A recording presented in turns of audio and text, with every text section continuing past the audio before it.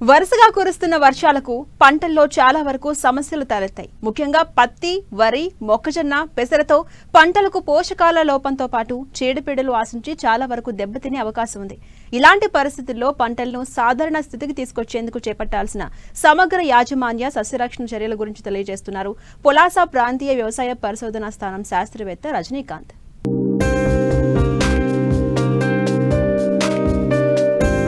ఎడతెరిపి లేకుండా కురుస్తున్న వర్షాలకు మెట్ట పంటలతో పాటు వరి పంటకు ముప్పు ఏర్పడింది. ప్రస్తుతం పత్తి, పెసర, మొక్కజొన్న వివిధ దశల్లో ఉండగా వరి కొన్ని చోట్ల నాట్లు వేశారు, మరికొన్ని చోట్ల వేసేందుకు సిద్ధమవుతున్నారు. మరోవైపు కూరగాయ పంటలు కూడా వివిధ దశల్లో ఉన్నాయి. అయితే అధిక వర్షాలకు చాలా చోట్ల పంట పొలాల్లో నీరు నిలిచిపోయింది. ఇటు గాలిలో తేమ శాతం అధికంగా ఉండడంతో చీడపీడలు సోకే ప్రమాదం ఏర్పడింది. ఈ పరిస్థితుల్లో చేపట్టాల్సిన సమగ్ర యాజమాన్య పద్ధతులను రైతులకు తెలియజేస్తున్నారు కరీంనగర్ జిల్లా పొలాస ప్రాంతీయ వ్యవసాయ పరిశోధనా స్థానం శాస్త్రవేత్త రజనీకాంత్. ప్రస్తుతం మన వాతావరణ పరిస్థితులు చూసుకున్నట్టయితే గత 10-15 రోజుల నుంచి మనకు ఎడతెరిపి లేకుండా వర్షాలు పడుతూనే ఉన్నాయి. ఈ సమయంలో మనం వివిధ పంటల్లో ఎలాంటి యాజమాన్యం చేయాలో వాటి గురించి తెలుసుకుందాము. ముఖ్యంగా పొలం చూసుకున్నట్టయితే ఇప్పుడు చాలా లేటుగా నారు పోసుకున్న వాళ్ళు దాదాపుగా నాటు వేయడానికి దరిదాపులో ఉన్నారు. అలాంటి వారు ఏంటంటే నాటేయడానికి ఒక వారం రోజుల ముందు 3G గుళికలు అంటే మనం కాండం తొలచి పురుగు బాగా వచ్చే ఆస్కారం ఉంది. మేము రైతు ఫీల్డ్లో కూడా గమనించడం జరిగింది. కావున నర్సరీలోనే మనము 3G గుళికలు 800 గ్రాములు ఎకరానికి సరిపోయే నారుమడిలో వేసుకున్నట్టయితే మనం ప్రధాన పొలంలో కాండం తొలచి పురుగు నివారించుకోవచ్చు. అలాగే పత్తి పంటను చూసుకున్నట్టయితే ఈ కంటిన్యూ వర్షాలు పడడం వల్ల మనకు కలుపు అనేది బాగా కనబడుతుంది. ఇలాంటప్పుడు మనము గుంటగా కొట్టుకోవడం కానీ పవర్ వీడ కొట్టడం చేయలేం. కాబట్టి మనం గడ్డి మందులు స్ప్రే చేసుకున్నట్టయితే చూసుకున్నట్టయితే మనకు క్విజలోపాప్ టర్గా సూపర్ అనే మందు దొరుకుతుంది. 400 మిల్లీలీటర్లు ఎకరానికి సరిపోతుంది.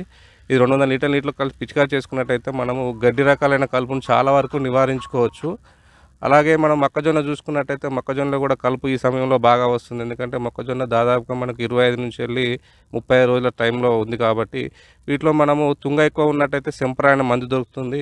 36 గ్రాములు ఎకరానికి 200 లీటర్లు కలిపి పిచికారి చేసుకున్నట్టయితే మన తుంగ నివారించుకోవచ్చు. అలాగే గడ్డి కానీ వెడపాకులు కానీ ఉన్నట్టయితే లాడిస్ అనే మందు దొరుకుతుంది. 116 మిల్లీలీటర్లు ఎకరానికి సరిపోతుంది. ఇది 200 మిల్లీలీటర్లు కలుపుకొని భూమిలో మంచిగా గడ్డి తరిచేటట్టు కొట్టుకున్నట్టయితే మనం కలుపు నివారించుకోవచ్చు. అలాగే ఈ కలుపు నివారించుకున్న తర్వాత వీలుంటే మనకు గుంటగా తోలుకున్నట్టయితే మనకు వేరు వ్యవస్థకు సరైన గాలి ఉంది, మనం మొక్క చాలా ఎదగడానికి ఉపయోగపడుతుంది. అలాగే ఈ సమయంలో మనము పైపాటుగా ఎరువులు వేసుకోవాల్సి ఉంటుంది. 25 నుంచి 30 రోజుల టైంలో దాదాపుగా 40 నుంచి 50 కిలోల యూరియా వేసుకొని గుంటగా తోలుకున్నట్టయితే మనకు మొక్కకు ఎరువులు అనేవి సరిగా అంది మొక్క ఎదగడానికి బాగా ఉపయోగపడుతుంది. అంతేకాకుండా ఈ కంటిన్యూగా మేఘావృతం అవడం వల్ల మొక్కజొన్నలో మనకి కత్తెర పురుగు బాగా వస్తుంది.